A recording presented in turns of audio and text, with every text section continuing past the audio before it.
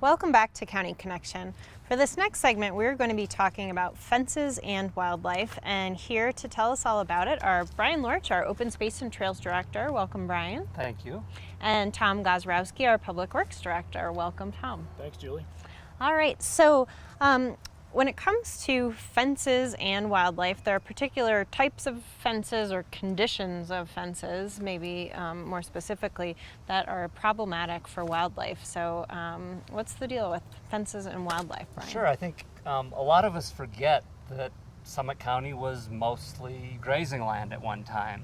So a lot of the areas that we think of as homes and whatever they are now, once were grazed, and so there's a lot of derelict fences that are out in the forest or even in neighborhoods, and as those fall down, they can trap animals. Okay. And so that becomes a real issue for wildlife.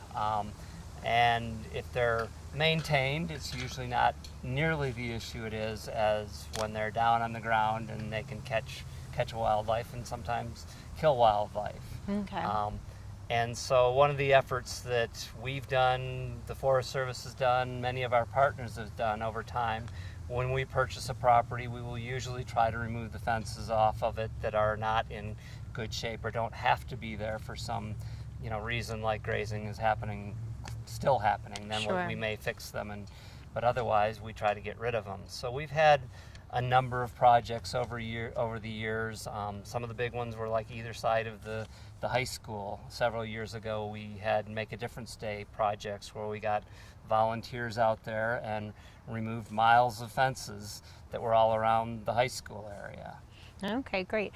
And then, so it's in particular barbed wire fences. Is that really the main type that we're concerned about? Yeah, that's most of what people use for grazing in this area is their old barbed wire fences that have become unused. Okay. And then how exactly, when they kind of fall into disrepair and get loose, like how does it actually happen that it poses such a risk? Well, when they get onto the ground, the animals may not see them or they may step through them, and actually it's a little bit of a gruesome detail, but one year we found a number of dead elk and deer in a set of fences, and so that was when we really got busy on one of our properties down in the Lower Blue.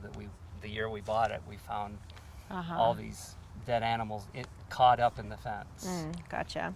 And so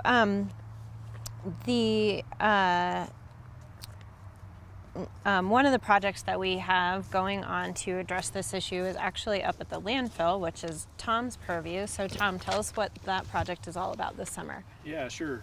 So at the landfill, or the SCRAP, the Summit County Resource Allocation Park, we are required as a part of our permit for operating a landfill to have a perimeter fence around the site.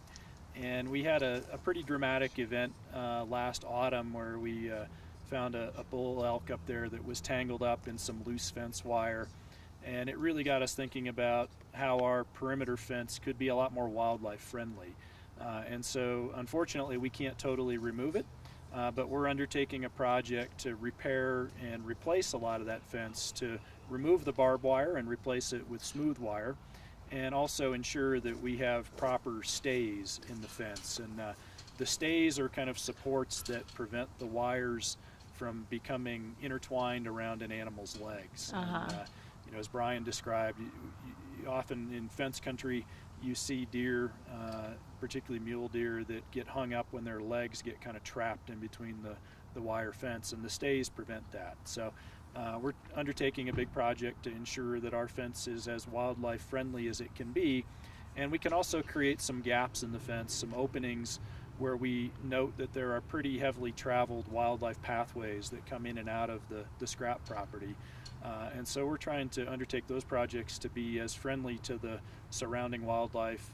In the vicinity of that area, it's a lot of elk, particularly in the wintertime, and do what we can to help those animals have a little bit easier time living in proximity to our operations as well. All right, sounds great. And then there's another project happening in the Lower Blue this summer as well. Is that right, Brian? Yeah, we're working with the Forest Service on several properties that are abutting Forest Service that we've bought over the years in the lower blue to remove about 2.5 miles of fence. Oh, so wow. a lot of fence there. Yeah, that sounds like a big project. Yeah, it is, and that's mainly working with a contractor and assistance from the Forest Service to remove that.